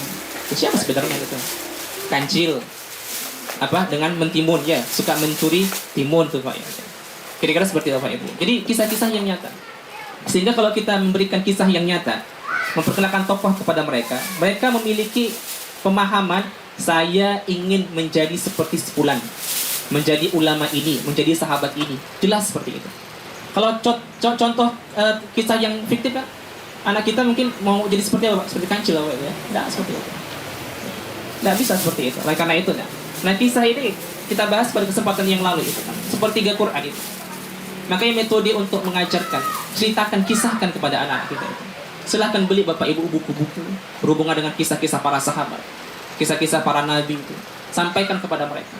Ya nanti insya Allah mungkin para asatidzah juga akan ada pembahasan saat ya, metode berkisah ya. Nanti insya Allah kita akan belajar bagaimana cara kita mengkisahkan sebuah cerita kepada anak-anak kita itu. Kenapa? Karena mereka suka sekali dengan kisah-kisah itu. Ya bukan mereka saja, kita juga suka dengan kisah-kisah itu. Oleh karena itu, ini fase yang kedua ini atau visi yang kedua ini, inspirasi dari surah Makkiyah ini adalah bagaimana kita berupaya untuk apa? Untuk banyak menceritakan kisah-kisah kepada anak kita. Kisah-kisah yang bermanfaat, kisah-kisah yang berisi tentang norma. Kemudian surah-surah Makkiyah itu dari mulai Qaf tadi sampai surah An-Nas ini kalau kita lihat contohnya surah-surah yang pendek-pendek Bapak Ibu. Maka disebut dengan apa? Dengan Al-Mufassal. Surah-surah yang memiliki jumlah ayat yang pendek-pendek. Dan kalau kita ditarik dalam konteks ibadah, maka sebenarnya surah ini juga nanti surah-surah yang disunnahkan untuk dibaca pada sholat-sholat tertentu. Contohnya surah dari mulai Ad-Duha sampai An-Nas itu kan Qisar Mufassal. Surah-surah yang pendek itu disunnahkan untuk dibawa dalam sholat maghrib. Gitu. Sedangkan dari mulai Qaf gitu ya, Qaf sampai surah Al-Lail itu diperintahkan untuk dibawa pada sholat Isya. Gitu. Sholat Isya. Sedangkan surah-surah yang panjang, Al-Baqarah, Ali Imran, An-Nisa, Al-Maidah, itu disunahkan itu kan Madaniyah. Itu disunahkan untuk kapan dibaca? Dibaca pada sholat subuh itu. Seperti itu. Tuh Pak ya. Oleh karena itu, kenapa surah-surah Al-Quran, surah-surah Al-Makkiyah ini pendek-pendek? Karena memang di sini, ketika kita ingin memberikan pengajaran kepada anak-anak kita, gitu, ya. Seperti halnya Nabi ketika datang pertama kali surah-surah pendek dan sampaikan kepada para sahabat, orang-orang yang berada di sekitar itu, di Makkah itu, pendek-pendek. Tujuannya agar apa? Karena di awal-awal ini kita berupaya untuk menyampaikan hal-hal yang bersifat pendek-pendek saja. ke anak-anak itu Bapak Ibu Allah, itu tidak mesti harus kita memperpanjang diskusi yang sangat panjang sekali itu. Ini ibunya contohnya atau bapaknya itu panjang kali menasihati anak, tidak seperti itu. Sampaikan kata-kata yang lugas kepada anak-anak kita itu, tapi pendek seperti itu. Contohnya ajarkan kepada mereka itu ya berhubungan dengan adik tidak boleh berbohong seperti itu. Jangan adik tidak boleh berbohong karena berbohong adalah sifat ini nanti gini panjang kali itu Pak. Itu anak kita itu ini emak ini ngapain seperti itu. Ya, mohon maaf ya. Ini mohon maaf seperti itu. Tapi seperti itu artinya apa? Ketika kita mengajar kepada anak kita, anak-anak kecil itu, mereka tidak butuh kepada bacaan atau nasihat yang panjang sekali seperti itu. Cukup sampaikan kata-kata yang lugas dan pendek seperti itu dan terekam dalam mereka. Seperti halnya Nabi dulu ketika mengajarkan kepada para sahabat ayat-ayat makiyah yang pendek-pendek seperti itu. Ya. Ayat pendek itu alam nashrah laka sadrak, pendek seperti itu. Wa wada'na anka wizra fa inna ma'al usri yusra itu. Sungguhnya bersama kemudahan, kesulitan ada kemudahan. Itu merupakan hal yang harus tertanam dalam mereka bahwa setiap kesulitan pasti ada kemudahan. Kesulitan ada kemudahan. Nah itu tertanam di mana? Di hati orang-orang yang mendengarkan ketika itu. Itu Pak ya. Makanya di sini nih inspirasi yang bisa kita ambil dari surah-surah Makkiyah ini. Pertama, Makkiyah masa penanaman fondasi. Dan kalau kita lihat karakter surah Makkiyah adalah surah Sajdah. Artinya bahwa kita diminta untuk senantiasa apa? Memberikan atau mengajak anak-anak kita itu untuk sujud kepada Allah Subhanahu wa taala. Artinya penghambaan kepada Allah Subhanahu wa taala. Kemudian yang kedua, dalam surah Makkiyah banyak ayat-ayat yang berisikan tentang cerita. Maka kita berupaya untuk apa? Memberikan kisah kepada anak-anak kita itu. Sehingga kalau di kitab nanti insyaallah di kitab ini setiap hari Jumat saat ya ada disebut dengan apa? Dengan berkisah. Mereka hari Jumat itu mereka tidak belajar saat ya. Ya belajar tapi dalam artian pola berkisah itu dibanyakin. Kenapa? Karena itu sepertiga dari pola pendidikan. Dan yang keempat tadi itu dalam surah Makkiyah, surah-surahnya pendek-pendek. Oleh karena itu pesan juga harus memberikan pesan yang pendek-pendek saja kepada anak kita. Jangan panjang kali Bapak Ibu. Nanti kalau sudah besar baru mungkin ajak ngobrol. Seperti halnya surah di Madaniyah itu. Obrolan Nabi Ibrahim dengan Nabi Ismail alaihissalam. Itu kapan itu Madaniyah? Ya ketika Nabi Ismail alaihissalam ingin disembelih itu kan contohnya Nabi Ibrahim alaihissalam mengatakan ya bunayya inni ara fil manam inni azbahuk, wahai anakku aku melihat dalam mimpiku aku menyembelihmu ya fanzur maza tara. Baru kita minta pendapat kepada anak kita apa itu. Ini masih umur 5 tahun fanzur maza tara, bagaimana pendapat adik itu tidak bisa itu bukan fase Makkiyah bukan fase Madinah itu ya satajidu. Maka jawab Nabi Ibrahim alaihissalam satajiduni insyaallah minas sabirin. Wahai ayah if'al ma tu'mar, kerjakanlah apa yang engkau diperintahkan kepadamu. Satajiduni insyaallah minas sabirin, maka engkau akan mendapatiku sebagai orang-orang yang sabar. Itu kapan? Itu fase Madaniyah gitu. Diskusi, dialog seperti itu. Kalau fase Makkiyah enggak, pendek-pendek Bapak Ibu ya. Oleh karena itu kita berupaya untuk apa? Untuk memberikan pendek-pendek kepada anak kita. Baik. Nih kita singkat ya, kurikulum Makkiyah. Nih, sekali lagi nih, kurikulum Makkiyah. Di surah-surah Makkiyah itu isinya banyak berhubungan dengan pembicaraan Al-Quran. Oh, ya. Ini menyambung yang tadi juga bahwa artinya apa? Inspirasinya kita berupaya untuk mendekatkan anak-anak kita dengan Al-Quran. Jadi di fase-fase awal itu kita ajari ngaji anak kita. Kita upayakan hafal mereka surah-surah yang berada di juz 30 itu gitu. Intinya dekatkan mereka dengan Al-Quran. Kenapa? Karena dalam ini kita yakinkan mereka bahwa wahai anak-anakku, anak-anak ayah seperti itu, bahwa innallaha yarfa'u bihadzal kitabi aqwaman wa yadh'u bi akharin. Dalam hadis Nabi sallallahu alaihi wasallam Nabi mengatakan bahwa Allah Subhanahu wa taala akan mengangkat derajat satu kaum itu dengan kitab ini. Artinya dengan Al-Qur'an.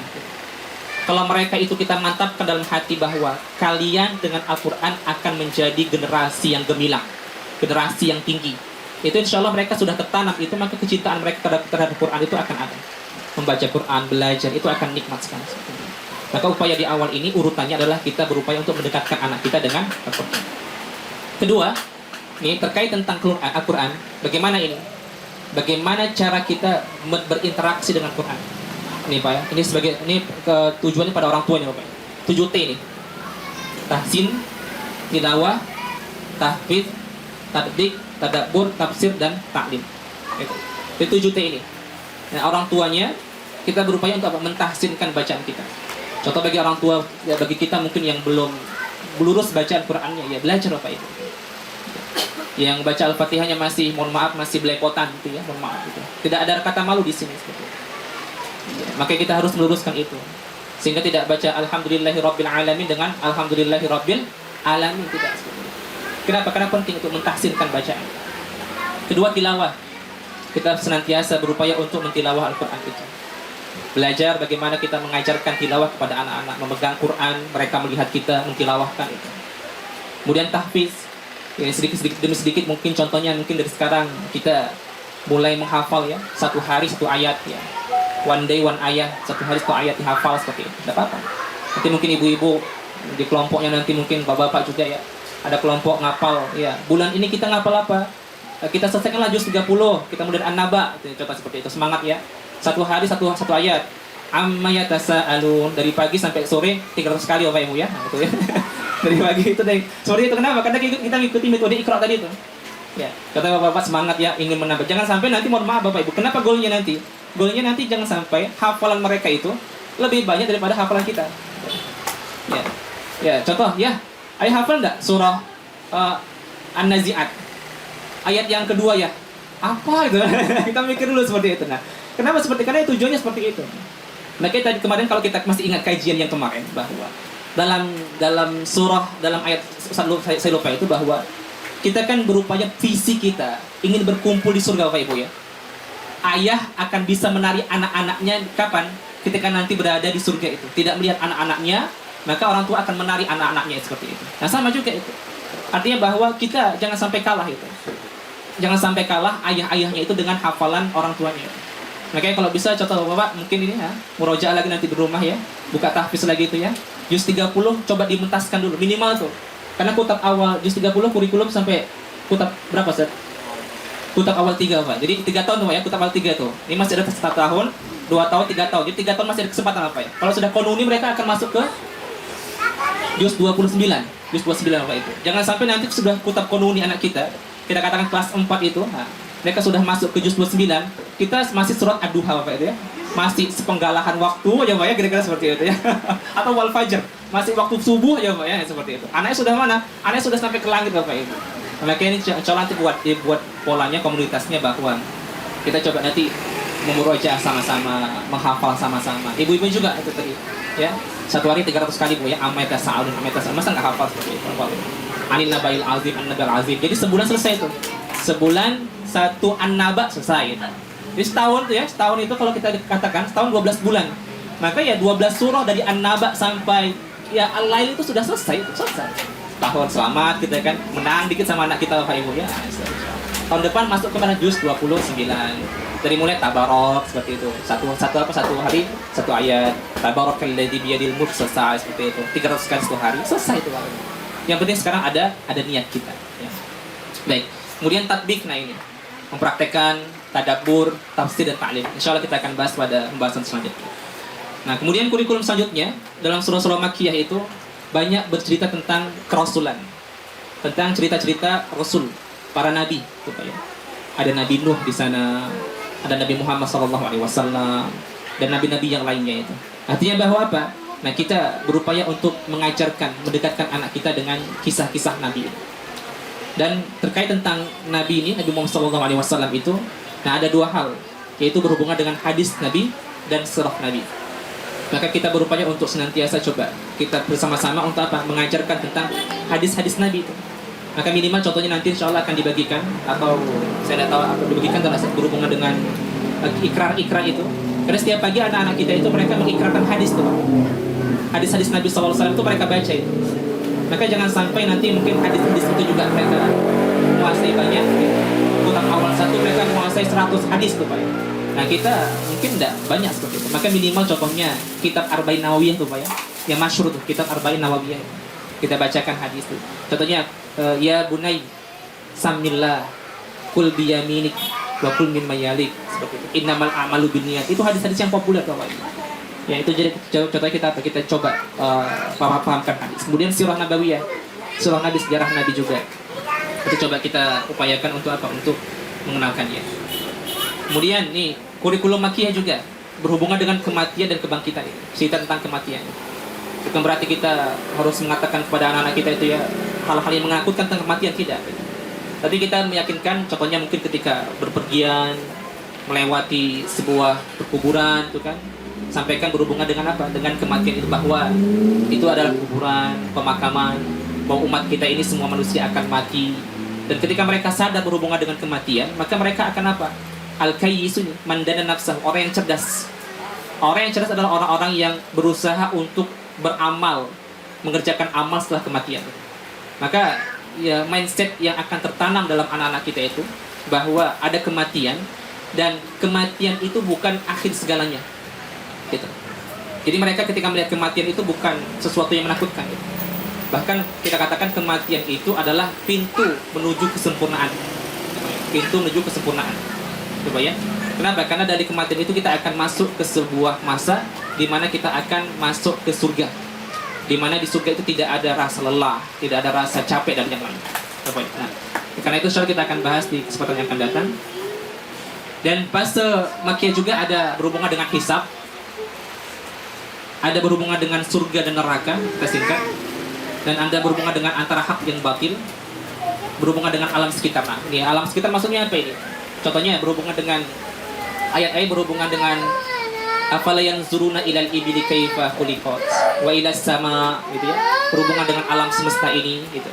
Tujuannya agar apa? Mereka ketika memahami ayat-ayat makiyah itu, berhubungan dengan alam semesta itu, mereka sama-sama membina alam semesta ini. Tidak buang sampah sembarangan, ya kira-kira seperti itu. Contohnya yang mudah-mudah saja.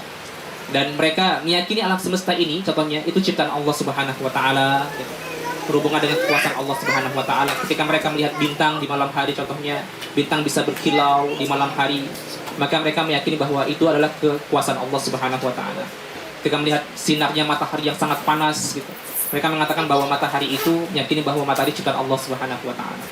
Ya, contoh buah-buahan yang sering contohkan oleh guru-guru, ketika makan semangka warnanya merah manis, ketika makan jeruk warnanya kuning bisa menjadi asin, asam dan yang lainnya. Itu siapa menciptakan? Allah Subhanahu wa taala. Intinya alam semesta ini tujuannya untuk apa? Untuk mengenal Allah Subhanahu wa taala. Dan ini dalam surah Makkiyah juga ada kisah-kisah umat-umat terdahulu. Ya, kalau kita lihat fungsi kisah ada ibrah, menguatkan keimanan, penjelasan segala sesuatu, petunjuk dan rahmat. Dan yang terakhir dan selanjutnya berhubungan dengan manusia dan pengawasan yang baik. Intinya bahwa sekarang kita berbicara tentang fase makkiyah, Bapak Ibu Allah. Ya. Jadi fase fondasi di mana kita berada dengan anak-anak kita ini adalah fase penanaman fondasi itu. Kalau kita benar dalam memberikan hal yang menjadi apa yang harus mereka butuhkan dalam masa fondasi ini, maka insya Allah akan selamat. Ketika nanti bangunan itu sudah mulai tumbuh, anak-anak kita itu di atas dalam tubuh mereka itu, tubuh mereka menjadi besar, dewasa dan tumbuh terus, maka ada beban-beban yang insya Allah akan datang pada mereka, dan ketika itu mereka akan siap menerima. Memang kalau kita lihat contohnya, mohon maaf, di fase fondasi ini, Bapak Ibu Allah, ini tidak mengindahkan. Karena kalau kita lihat contohnya fondasi itu cuma semen, ya cuma batu seperti itu, maka kita tidak melihatnya, mungkin tidak akan terkesima. Maka kalau kita lihat contohnya, mohon maaf Allah, ketika melihat anak-anak kita itu ya bukan tidak indah, tapi fase itu ya fase yang harus kita kuatkan. Dan mohon maaf juga mungkin sebagian orang tua merasa bahwa fase anak orang tua merasa bahwa kok lambat sekali gitu. Dalam artian perkembangan anakku itu kok tidak jago bahasa Arab seperti ini gitu ya. Tidak jago bahasa Inggris atau matematikanya kok tidak, kalkulasinya belum itu dan yang lainnya.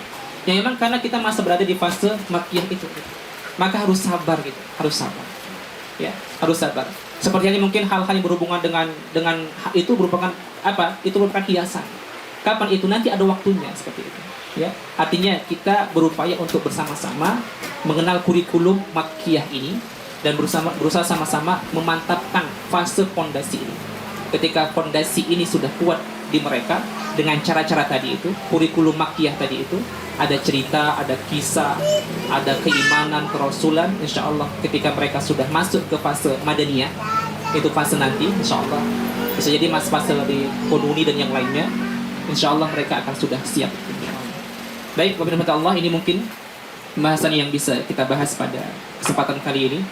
Mudah-mudahan apa yang disampaikan kepada kita semua menjadi renungan atau menjadi panduan kepada kita apa yang harus kita kerjakan sebagai orang tua, apa yang harus kita berikan kepada anak-anak kita, agar apa? Agar kita tepat memberikan hal-hal yang bermanfaat bagi anak-anak kita, ya. Makanya mohon maaf sekali lagi, mungkin saya tambahkan sedikit, terkadang pendidikan di kita kan agak mubazir Pak Ibu ya. Berarti ketika di sekolah SD Pak ya, anak-anak kita itu diberikan hal-hal yang pada dasarnya itu belum dia butuhkan. Kalau dulu mungkin zaman saya Pak ya, itu ketika kelas 2 atau kelas 3 SD disuruh ngapal nama-nama menteri Bapak Ibu. Ada Bapak Ibu? Bapak Ibu ada dulu suruh ngapal nama menteri Pak ya. Dulu saya hafal tuh nama menteri, Pak Harmoko itu Pak itu. Harmoko, iya Harmoko ada Ustaz, Pak Harmoko. Agung Gumelar seperti itu tuh. Nah, sejaman berarti kita ya. Tapi sudah ya. Nah, kemudian siapa lagi? Nama-nama ibu kota, negara itu termasuk bagian diminta untuk menghafal tuh. Padahal itu termasuk hal yang penting lah Bapak Ibu. Kalau enggak nanti dipukul, ya kira-kira seperti itu. Nah, itu termasuk bagian hal-hal yang mungkin ya boleh itu wawasan, keilmuan. Tapi itu kapan kita berikan? Sehingga kita memberikan ilmu juga harus tepat pada waktu yang tepat. Karena kebaikan itu ada jika diberikan pada waktu tepat dan pada hal yang tepat itu. Ya. Nah, ini mungkin yang kita sampaikan, insyaallah mudah-mudahan keberkahan senantiasa Allah berikan kepada kita, dan insyaallah kita akan lanjutkan kajian kita di pekan depan dengan tema selanjutnya. Walakum minkum syukran lakum barakallahu fikum. Assalamualaikum warahmatullahi wabarakatuh. Allah khairan kepada Ustadz kita, Ustadz Sugianto SMA selaku Kepala Penanggung Jawab Syariah Kitab Al-Fatih Medan yang telah menyampaikan kajian pada bulan ini, kajian mengenai kurikulum Makkiyah dan Madaniyah. Kita diingatkan kembali betapa pentingnya tadi, selain materi daripada apa yang diajarkan oleh Rasulullah selama fase Makkah dan Madinah tersebut, tetapi selain materi tadi, urutan juga penting gitu. Nah, urutan yang tepat diberikan pada waktu yang tepat, maka akan menghasilkan hasil yang tepat gitu. Mungkin sebelum kita tutup kajian kita, ada dari Bapak Ibu yang ingin bertanya? Alhamdulillah semuanya sudah tepat, sudah memahami dengan maksimal, insya Allah. Mungkin di lain kesempatan kita bisa nanti berdiskusi kembali, dan grup tadi juga sudah disampaikan oleh Ustaz Jibri, akan ada grup, nanti bisa berdiskusi juga. Mungkin kudapan yang telah dibagikan bisa disantap, dan Ustaz Jibri ada yang mau disampaikan? Nah, karena tidak ada lagi penyampaian di dalam agenda kita bulan ini, maka acara kita sudah selesai. Yang masih mau mungkin nanti ngobrol-ngobrol, menyantap kudapan dan sebagainya, ya, silakan kita tutup dulu kajian kita ini dengan mengucapkan alhamdulillahirabbil alamin dan istighfar 3 kali, dan doa kafaratul majelis.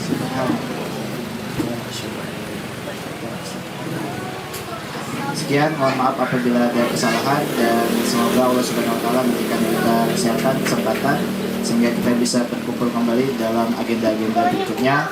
Saya akhiri, wassalamualaikum warahmatullahi wabarakatuh.